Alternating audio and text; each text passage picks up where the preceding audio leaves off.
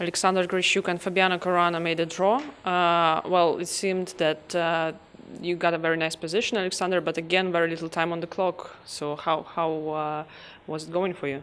No, I thought I'm pawned down, that I actually fallen into a trick because of course I blundered first knight a7 when I was playing rook e1. I thought that taking the pawn is just impossible because if you go to any other square than a7 you are losing some material. So first of all this, but then I thought, okay, it's nice anyway, and of course I blundered bishop f5, that if queen take a7, knight c5, my queen is getting trapped.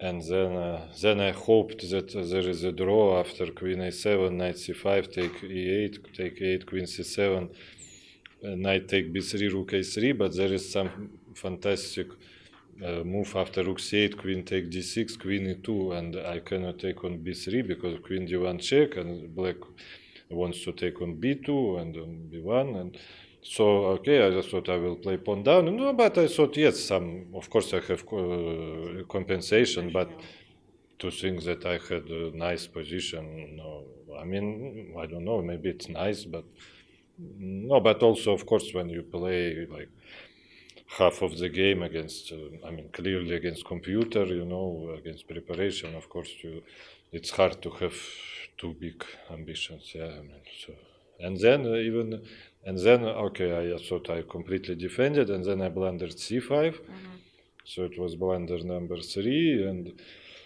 okay, after that I'm worse again, and yeah, I was quite lucky because there is, if not knight d2 on move 41, I think I'm just really suffering, and it's very lucky. I have everywhere I have exact move after king f6. I have only king g3, and then bishop b5, only bishop b3, then bishop e2, only gf5, and if not bishop e2 but bishop d3, then only king f3. So it's, but after all it looks like a complete draw, yeah, I mean, with all these moves, but of course it could not have, I mean, I could not predict them when I was playing queen c3 check on move 39, but it felt to me it should be a draw, but no, not more than that.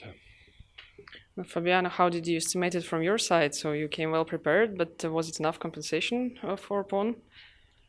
Yeah, I think I played a very important, not a novelty, but rook e8 is sort of a very rare move, and I think it's very clever. It looks like it's tactically losing, and like after d5, bishop e3, ef6, but it sort of works out for black, and Alexander chose a very dangerous pawn sacrifice, and I wasn't too happy to see it because I knew that this position after queen d4 with the knight on a7 is, maybe it's okay, but it's not easy to play.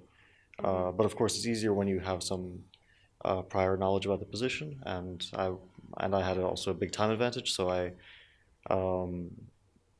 at some point I started to feel optimistic as well.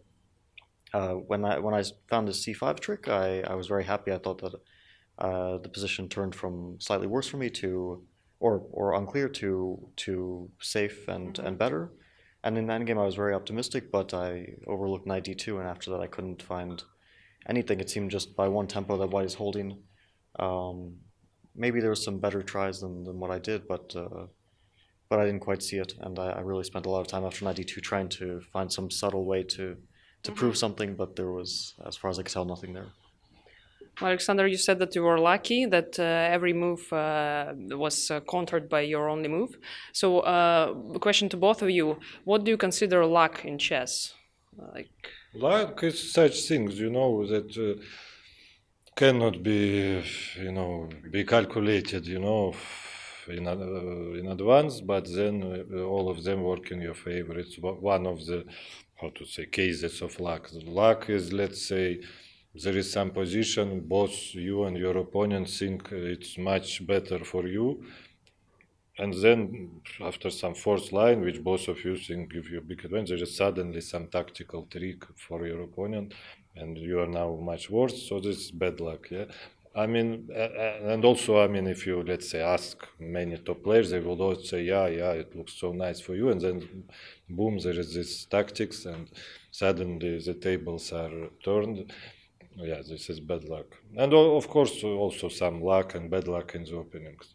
But basically, my point is that, of course, blunder is not bad luck. No matter how big it is. I mean, it's not bad luck, it's just bad play.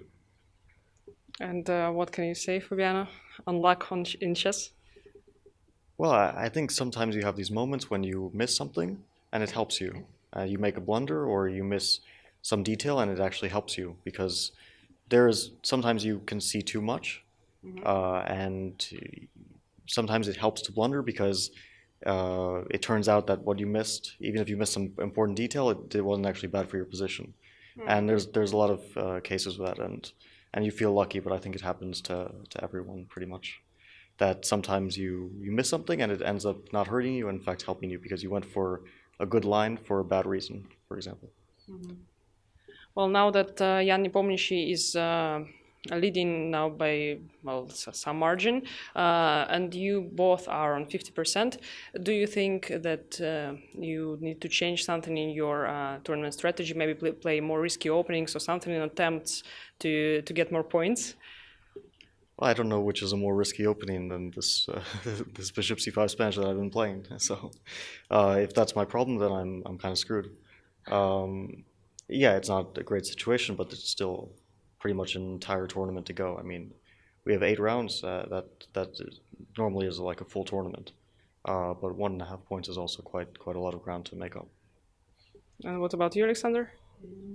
Yeah, it's hard to too many rounds for some strategy talk, first of all, and second, how to say this.